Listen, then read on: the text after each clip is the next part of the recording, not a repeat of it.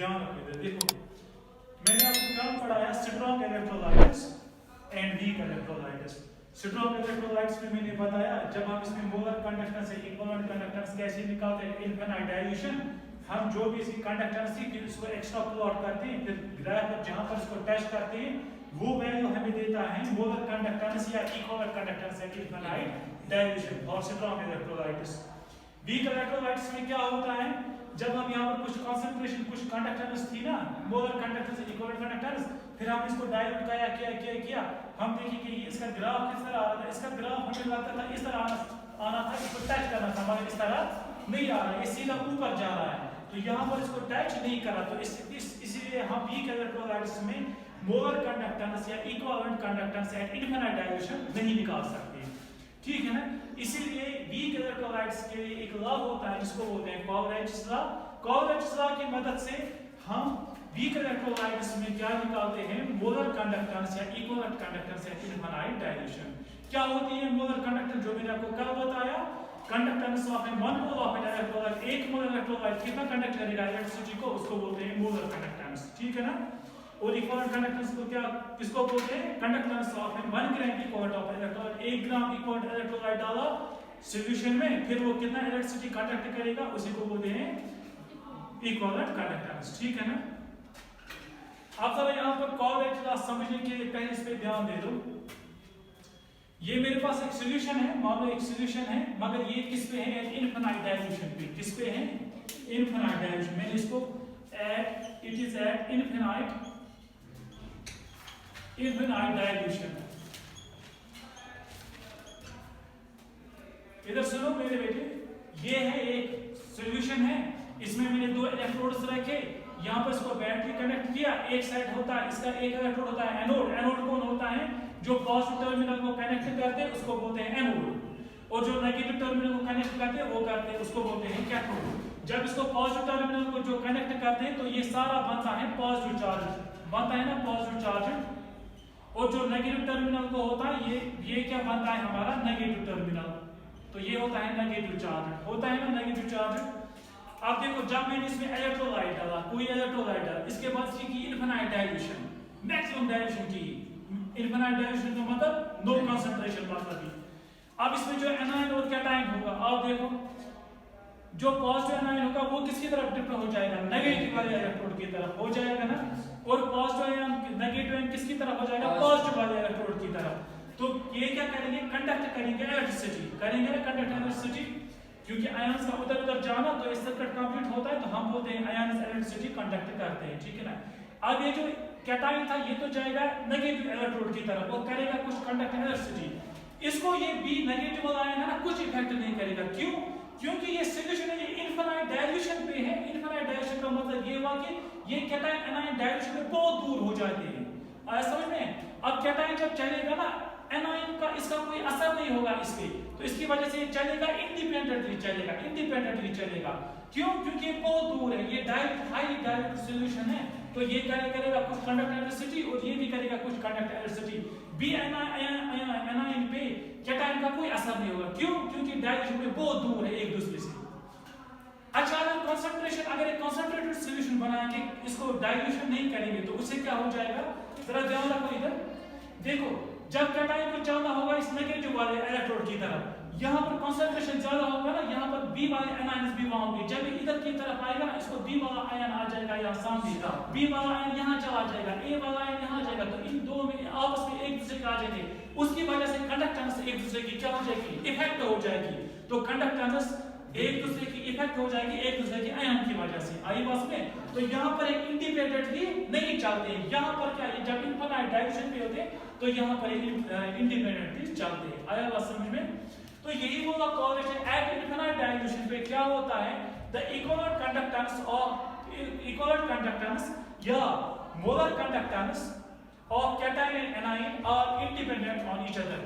जब ये जो भी इलेक्ट्रिसिटी कंडक्ट करते हैं ये इंडिपेंडेंट होते हैं, कैटायन एनायन की जो कंडक्टेंस होती है ये इंडिपेंडेंट होती है एक दूसरे की, ठीक है ना, यानी कि एक दूसरे पे इफेक्ट नहीं करता है। जब ये इसकी जो इसकी कंडक्टेंस होती है ना एट इनफिनिट डाइल्यूशन, उसी कंडक्टेंस को कहते हैं एलिप्टिक आयोनिक कंडक्टेंस भी, क्या बोलते हैं इसको, इसको आप याद रखो यहाँ पर, इसको क्या बोलते हैं, लिमिटिंग आयोनिक कंडक्टेंस। आई बात समझ में? तो इसने बोला कि जब एक सॉल्यूशन इनफिनाइट डाइल्यूशन करते हैं तो यहाँ पर कैटायन एनायन एक दूसरे को इफेक्ट नहीं करते, वो अपनी कंडक्ट करते हैं, ठीक है ना। जो कॉवलेंस लॉ होता है ना, मैंने यहाँ पर दिखा है इसको, ये दूसरा नाम है बोला इंडिपेंडेंट डाइल्यूशन ऑफ आयंस। क्यों बोलते हैं? क्योंकि इंडिपेंडेंटली उधर इधर जाते हैं, इसीलिए इसको बोलते हैं इंडिपेंडेंट डाइल्यूशन ऑफ आयंस। तो कॉवलेंस ने क्या बताया, देयरफॉर कॉवलेंस स्टेट इज दैट जो टोटल, जो मैंने इसमें इलेक्ट्रोलाइट डाला ना, जो भी मैंने इसमें इलेक्ट्रोलाइट, मानो मैंने डाला CH3COH डाला मैंने, ठीक है ना। इसने बोला जो वीक इलेक्ट्रोलाइट की जो टोटल इक्विवेलेंट कंडक्टेंस या मोलर कंडक्टेंस होगी ना, वो सम होगी किसकी, limiting ionic conductance of cation और limiting ionic conductance of anion. ये निकाला जाता है एक्सपेरिमेंटली। जब आपके पास ये भी दिया होगा, ये भी दिया होगा, आप सिंपली इनको प्लस करके फिर आपको यहाँ पर वीक इलेक्ट्रोलाइट की इक्विवेलेंट कंडक्टेंस या मोलर कंडक्टेंस निकलती है। आई बात समझ में? ये इसने बोला कि the total molar conductance of weak electrolyte at infinite dilution, जब करते हैं infinite dilution, is the sum of, वो सम होती है लिमिटिंग आयनिक कंडक्टेंस, वो मैंने भी बताई, एक आयन जब इनफिनाइट डाइल्यूशन कंडक्ट करता है, limiting ionic conductance of cation and anion, इसी को बोलते हैं कॉवलेंस लॉ। या आया समझ में? इसका मतलब ये हुआ कि एक इलेक्ट्रोलाइट कितनी इलेक्ट्रिसिटी कंडक्ट करेगा, वो होती है सम ऑफ इसके कैटायन कितनी कंडक्ट करेगा, सम ऑफ इसका एनायन कितना कंडक्ट करेगा, दोनों का ऐड करेगा, वही निकलती है टोटल इक्विवेलेंट कंडक्टेंस या molar conductance of an weak electrolyte. Clear बात यहाँ तक अच्छे से आई समझ में? फिर से बताऊं फैजमान, आया अच्छे से? आया समझ? अब देखो यहाँ पर वही मैंने लिखा, हमारे पास है एसिटिक एसिड। क्या है? Acetic acid. एसिटिक एसिड जब होता है CH3COOH, ये कैसे टूटता है? ये टूटता है ना CH3COO negative plus H positive, इसी में टूटता है ना। अब देखो जब मैंने पानी में डाला एसिटिक एसिड तो वहां पर बनेगा एसिटेट आयन और H positive ion. Acid ion कितना कंडक्ट करेगा इलेक्ट्रिसिटी और H पॉजिटिव कितना करेगा, तो एसिटिक एसिड की होगी सम ऑफ दिस। वही मैंने लिखा sum of total equivalent conductance. ये ऐसे equivalent conductance at infinite dilution कैसे लिखते हैं, यहाँ पर लिखते हैं EQ और यहाँ पर ये सिंबल है, ऊपर लिखते हैं छोटा सा गोला। इस गोले का मतलब है कि एट इनफिनाइट डाइल्यूशन। अगर मैंने बोला नहीं लिखो, इसका क्या मतलब है, किसी भी कंसंट्रेशन पे, ठीक है ना। मगर चूंकि हम बात कर रहे हैं इसमें कॉवलेंस लॉ की, तो इसको क्या बोलेंगे, यहाँ पर लगाएंगे गोला एट इनफिनाइट डाइल्यूशन। समझ में आया? आई बात। इसी तरह आपने मेरे पास एक और वीक इलेक्ट्रोलाइट है अमोनियम हाइड्रोक्साइड, इसकी इक्विवेलेंट कंडक्टेंस कितनी होगी, वो होगी सम ऑफ इक्विवेलेंट कंडक्टेंस इसका एनायन NH4 पॉजिटिव और OH नेगेटिव आयन। आया समझ में? जरा यहाँ ध्यान दे दो, हमें पता है NH4OH अमोनियम हाइड्रोक्साइड जब ये टूटेगा किस तरह टूटेगा, NH4 positive plus OH negative में। अब ये कितना कंडक्ट करेगा, ये कितना कंडक्ट करेगा एट इनफिनाइट डाइल्यूशन, वही इसका होगा। ये भी क्वेश्चंस पे समझ में आ जाएगा, ठीक है ना। इसी तरह एक वीक एसिड है, एसिटिक फॉर्मिक एसिड्स को बोलते हैं H, इसका स्ट्रक्चर इस तरह HC डबल बॉन्ड OH, इसको बोलते हैं फॉर्मिक एसिड। क्या बोलते हैं? Formic acid. ये जब टूटता है ना, ये टूटता है HC double bond O negative plus H positive में, इसको बोलते हैं फॉर्मेट आयन। क्या बोलते हैं? Format ion. ये कितना कंडक्ट करेगा, ये कितना कंडक्ट, वही होगी फॉर्मिक एसिड की टोटल कंडक्टेंस। क्लियर बात? ये जो कॉवलेंस लॉ होता है ना, ये एप्लीकेबल होता है स्ट्रॉन्ग इलेक्ट्रोलाइट्स के लिए।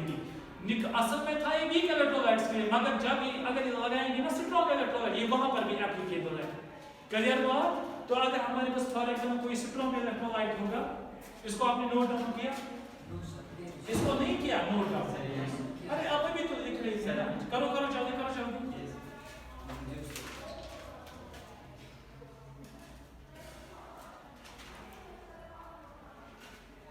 हो गया?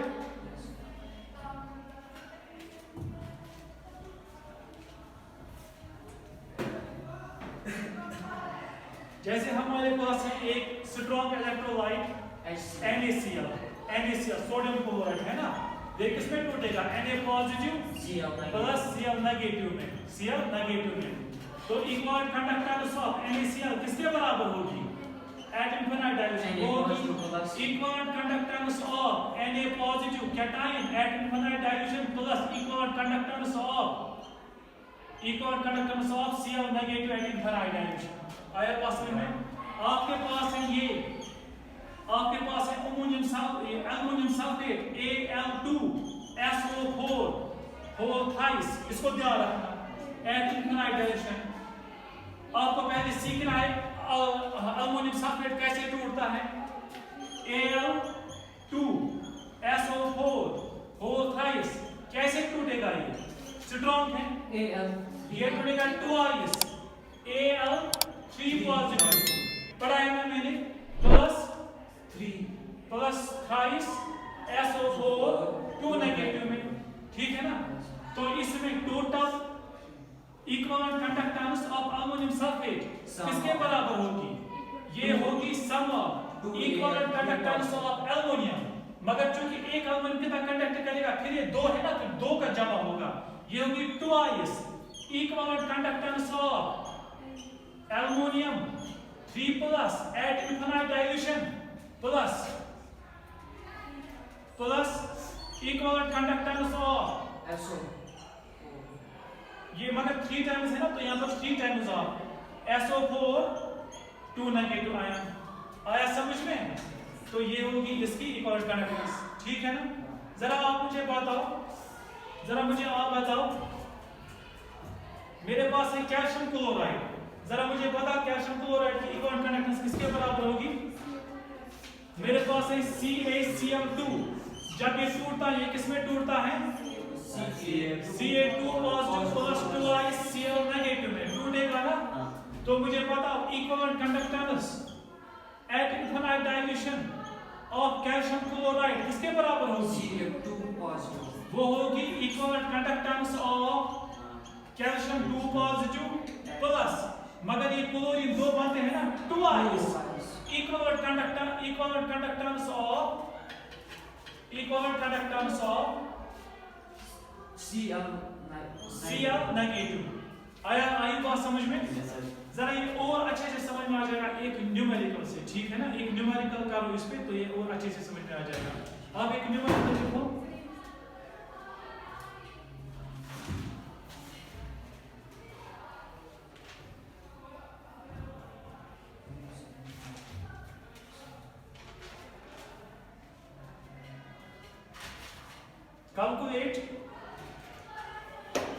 calculate the equivalent conductance and molar conductance। लिखने का तरीका क्या है? इक्विवेलेंट कंडक्टेंस, ऐसे सिंबल, इसके नीचे EQ, इसके नीचे ऊपर गोला, इसको बोलते हैं equivalent conductance at infinite dilution.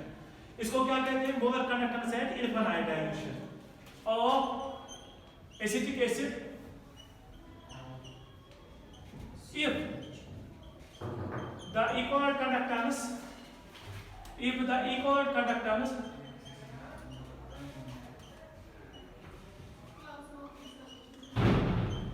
if the equivalent conductance of CH3COO negative is 142 and equivalent conductance of क्या हुआ? Equivalent conductance of H positive is 50 है ना। क्वेश्चन आया समझ में? हम क्या है एसिटिक एसिड की इक्विवेलेंट कंडक्टेंस, इसने क्या दी है? इक्विवेलेंट कंडक्टेंस दी है। तो हम लिखेंगे ऐसे equivalent conductance infinite dilution of CH3COOH is equal to, अभी मैंने बताया, equivalent conductance of CH3COO negative plus equivalent conductance at infinite dilution of H positive होगी ना। अब मुझे यहां पर बताओ equivalent conductance of CH3COOH at infinite dilution होगी ना बराबर कितनी है इक्विवेलेंट कंडक्शन, इसे दिया है यहाँ पर 142 दिया है ना, 142 प्लस H पॉजिटिव का कितना दिया है 50 प्लस 50 कितना बन गया 192। Very good. तो equivalent conductance of CH3COOH is equal to 192। आई बात समझ में? तो निकली ना हमें यहाँ से। अब ये बोल रहा है साथ में क्वेश्चन ये भी बोल रहा है मुझे बताओ मोलर कंडक्टेंस भी है ना यहाँ पर, calculate equivalent conductance and molar conductance. तो कैसे निकालेंगे? वो किसमें डिस्कशन नहीं, मैंने वीडियो ये बनाई ना, पुरानी वीडियो में भी है ना, ये बना के मैंने तो दिया वहां पर। क्या बोले पागल हो? Equivalent conductance is equal to molar conductance divided by n factor. पता है, पढ़ा है ना मैंने लास्ट लेक्चर में यही, कैसे हम इक्विवेलेंट कंडक्टेंस किसके बराबर है, molar conductance divided by n factor पढ़ा है ना। अब देखो n फैक्टर क्या होता है, व्हाट इज n फैक्टर? किसमें Number of positive charge or negative charge in one formula unit. In one formula unit. Number n is equal to n factor means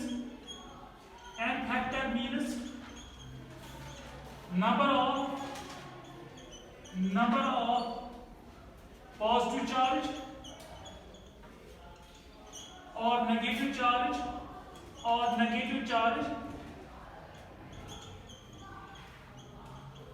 in one formula unit.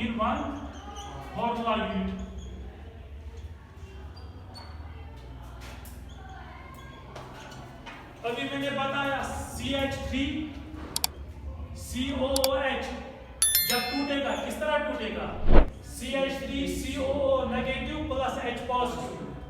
बताओ कितना charge है, 1 है ना, तो इसमें n किसके बराबर होगा, 1 के बराबर होगा ना। जरा बताओ इक्विवेलेंट कंडक्टेंस कितनी निकली आपको, 192 इज इक्वल टू, हाँ आ रहे हैं ना बोलो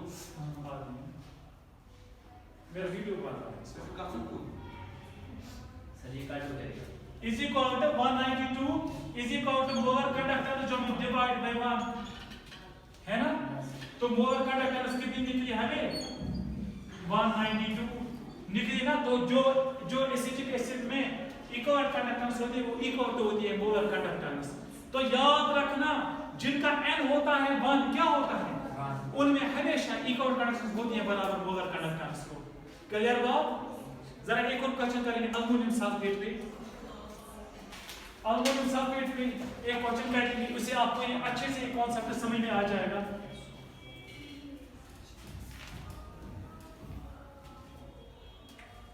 कैलकुलेट, जरा सर को बोलो, नहीं रुको आप वो इंगेज करेगा। Calculate the equivalent conductance and molar conductance at infinite dilution of aluminum sulfate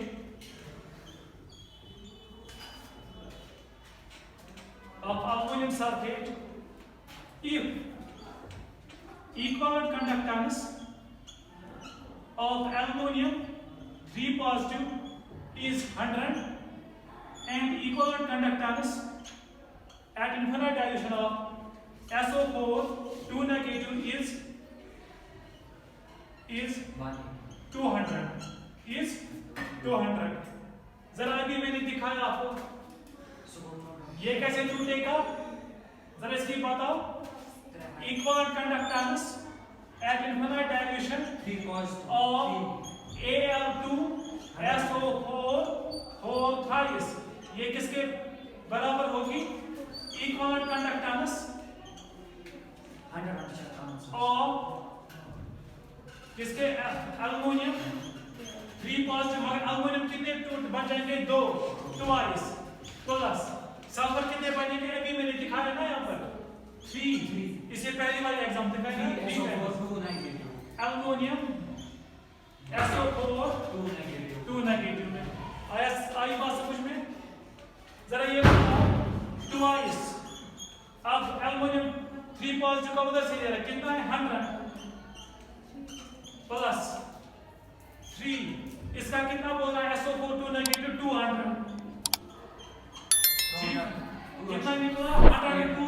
200 800 plus 3 into 2 कितना हुआ 600 तो टोटल कितना हुआ 800 तो इसकी इकोन कंडक्टेंस क्या थी 800 जरा मोलर कंडक्टेंस बताओ 800